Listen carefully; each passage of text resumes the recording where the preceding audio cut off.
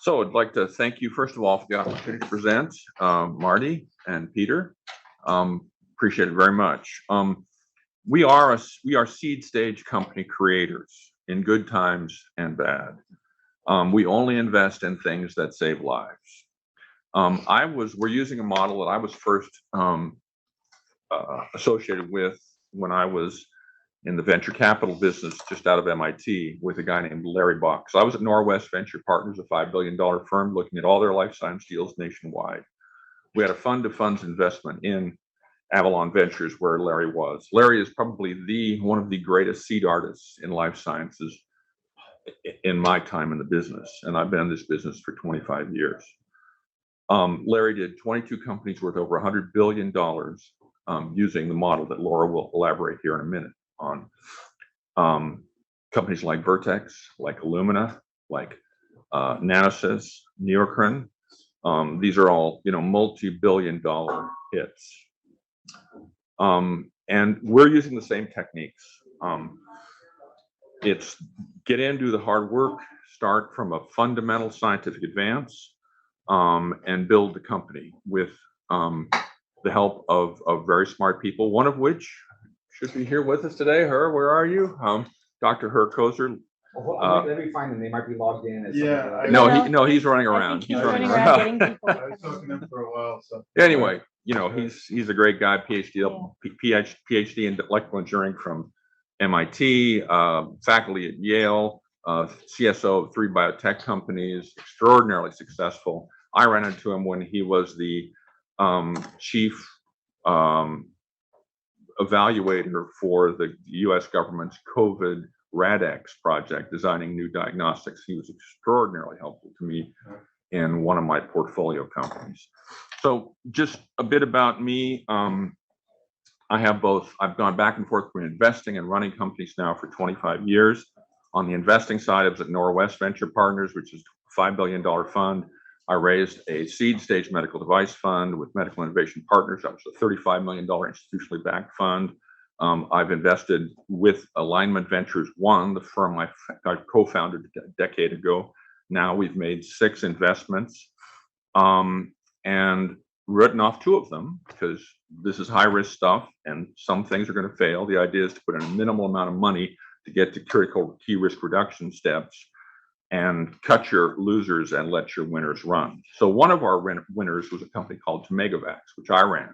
I was the CEO of it. So again, our model is we start companies, we run them, and we build them to the point of a Series A, and then invest in the Series A, but don't go much further.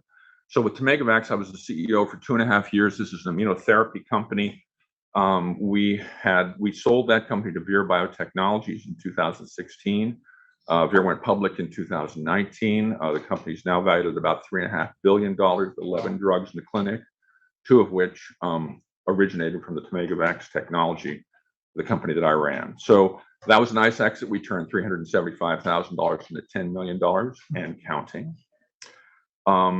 And another company in the first fund that I think is going to be extraordinarily successful is a company called Neuromedica, which I'll talk a bit about later. It's a medical device company that's just now at the FDA for approval and should be selling product in the fall. So on the executive side, I've done 7 startups, 2 IPOs, lots of venture financings, 15 pharmaceutical alliances.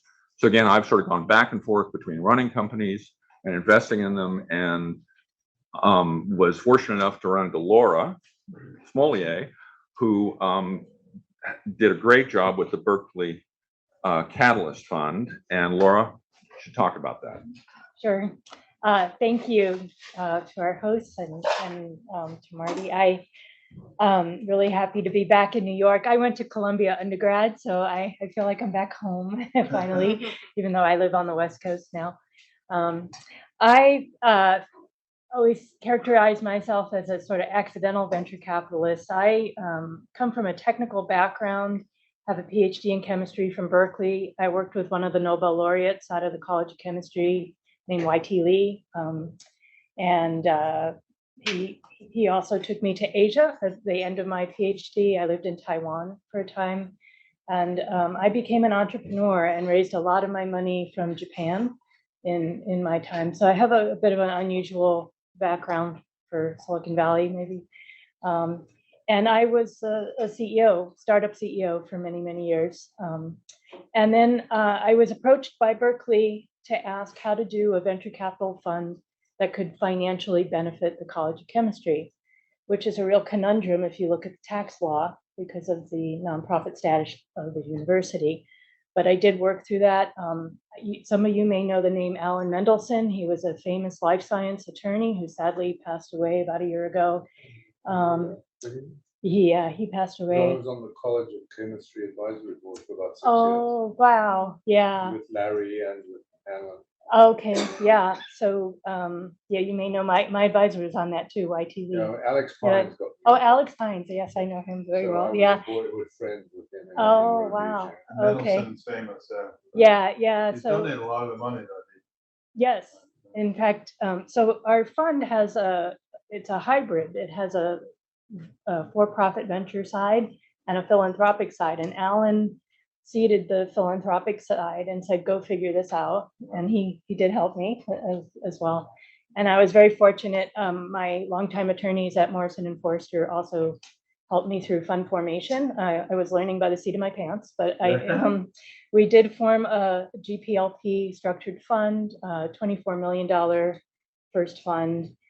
There's 25 companies in that portfolio. The first one exited with an IPO. It's called 4D Molecular Therapeutics. That was in December of 2020. Oh. It was Alan's last IPO.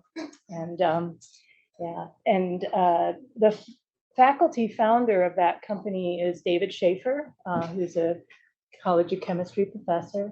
That company does gene therapy. And now David is running a brand new giant life science incubator at Berkeley that was built. It's called the Baker Bioingenuity Hub. It will house 80 life science startups at a time. And it is housed inside an old art museum that was retrofitted to become this life science incubator. And it's absolutely stunning. It just opened in May. It's gonna have a particular focus, or is it gonna be varied, or is it like therapeutics? Heavily diagnostics? therapeutics. Yeah. I think some diagnostics, not as much med device. So is this within the aegis of alignment now? Well, yeah, that incubator will work with any venture funds. Yeah. So Berkeley Catalyst Fund is a separate fund. That's where I came from. Michael and I used to look at deals together. And in fact, I like to pull things out. That's what I really love to do, talk to professors. I used to spend a lot of my time interviewing professors, listening to what they're doing, and trying to figure out what is ready to come out. I spent a lot of time with the tech transfer office. And for life science deals, I would then call Michael and say, can you look at this with me? And we would really look at, because the key judgment that I think is the art in this is deciding, is it ready for a venture timeline or not, or does it need more grant money? Because usually they're heavily de-risked on grant money, but when to pull the trigger on a venture timeline is really a tough judgment. And so that's really what we specialize in, I would say. And do you ever invest in companies that have been formed elsewhere but are at a very early stage, or I have done that. Ex academia? No, I mean, we could in principle And you take form them an yourself. abandoned asset inside a pharma company, right? That's on the shelf, or any company. I mean, there's a lot of times assets just sit, right? Nobody's investing their time in What I them. mean is, do you act as an early stage VC in I mean, when I was at Northwest, I look at 1,000 business plans a year. Most of them were fundamentally screwed up in some way that could have been fixed at an early stage.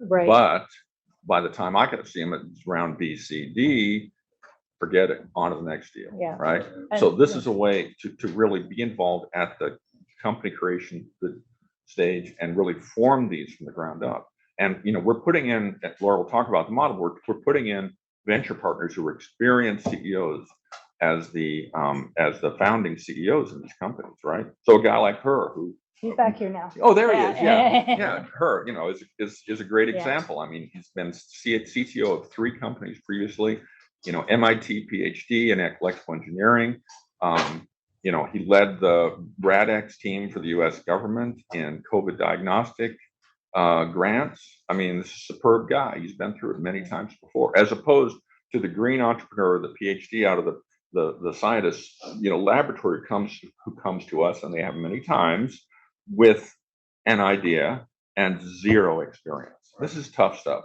You don't make it the Yeah. first time through, usually.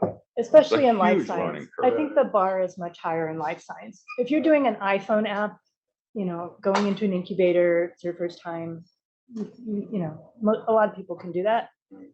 But life science has just got so much extra risk. It's got a regulatory component. The high bar is higher.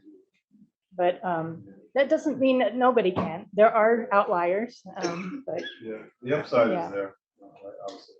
yeah. Yeah. But typically, what I would say is I would get the first sort of safe phone call from a professor because I'm known within the ecosystem I'm in and sort of beyond. They don't trust most investors. They need somebody that speaks their language, but a lot of them also don't have somebody to step in as a CEO, and they want to be a professor, right? So that's why we have different roles. So we would be the general partners. We would bring in venture partners whose specific role is to come in and handle both the what we would call pre-seed. I put that in quotes because of the structure of that may vary, and then the seed round, and then hand off to a Series A CEO. And they know that going in. And then they would cycle back to the firm or go into the company in another role. Could be like a business development or some other role. There may also be another role if there is a postdoc in the mix who's coming out, say, of an entrepreneur in residence. And often they can be running on grant money initially and then go into a technical role in the company. Our model that comes from Larry Bach that Michael described has sort of three main pillars in time. The first 12 months roughly is kind of that pre-seed, meaning before a real seed round. The initial 6 months is deep diligence, a lot of phone calls, like 500, really digging into the intellectual property, making sure the university really understands who's been involved in that intellectual property. Have there been collaborations that are properly accounted for? Do the universities know which school is going to drive the IP, right? I have seen all kinds of fun with that.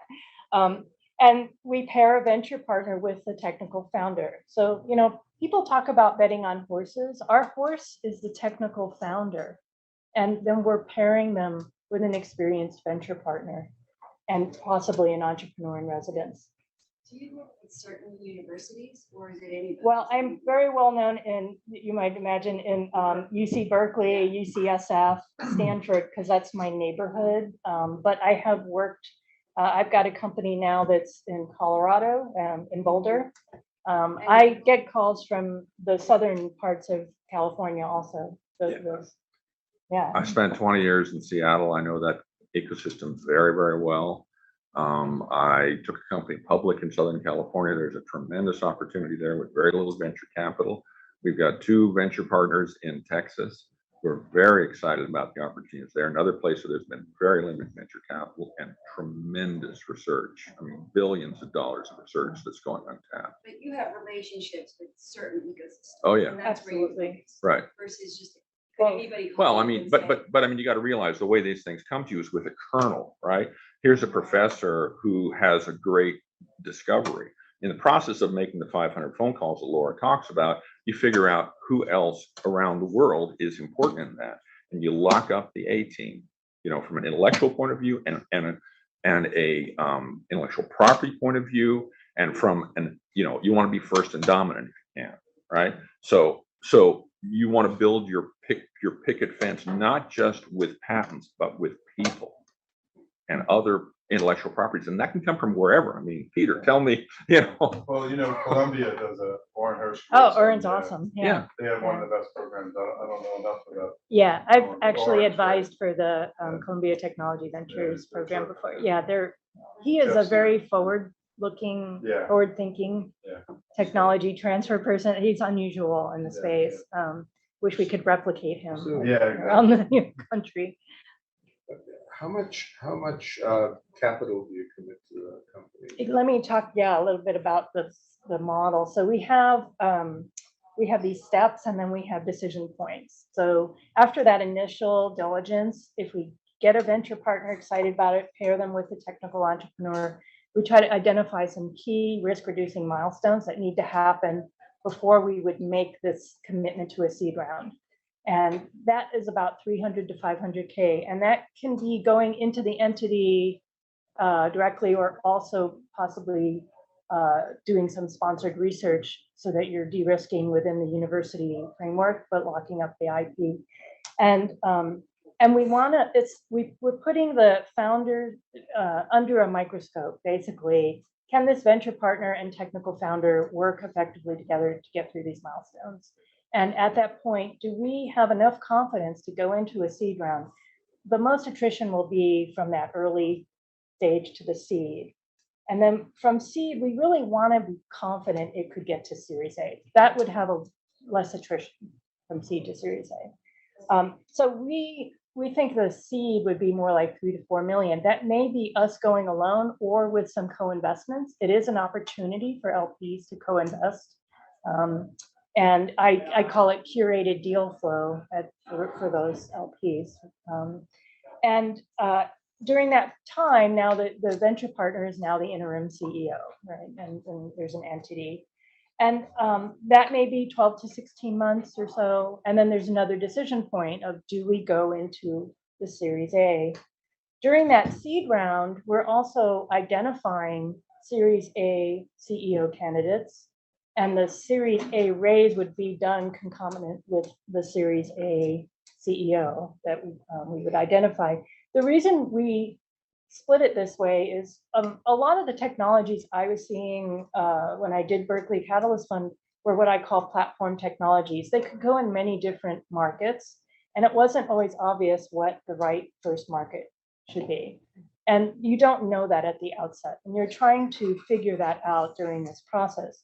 But by Series A, you want to know what your beachhead market is, and that Series A CEO should be appropriate for that choice.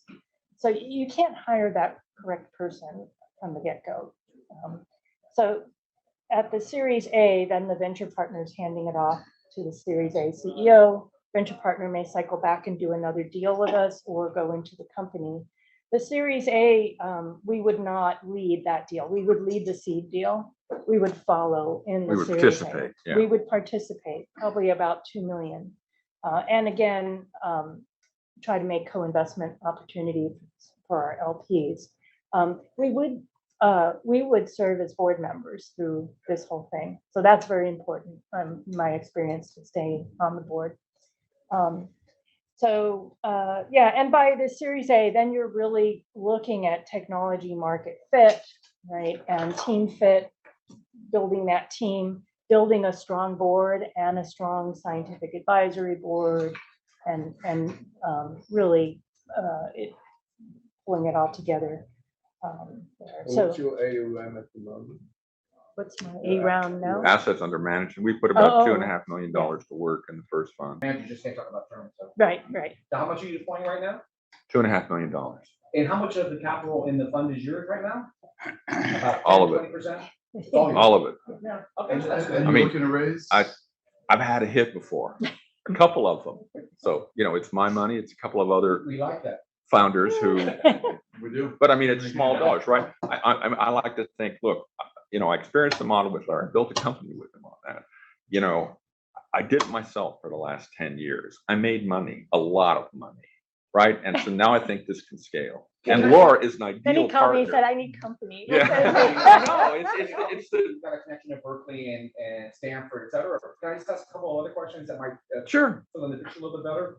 So you said you have some, contacts in Southern California. we have done historically many events Mm. in Southern California, Mhm. Irvine, Sure.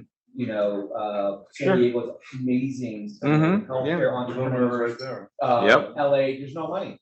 Exactly. They all have to go to Silicon bizarre. Valley. Right. So can you talk about like the arbitrage opportunity? Like, I mean, here are these locations that have no capital. Oh, this We had a is- guy from San Diego who, I guess Sal Buscemi invested in him. It took him like 18 months to raise $10 million.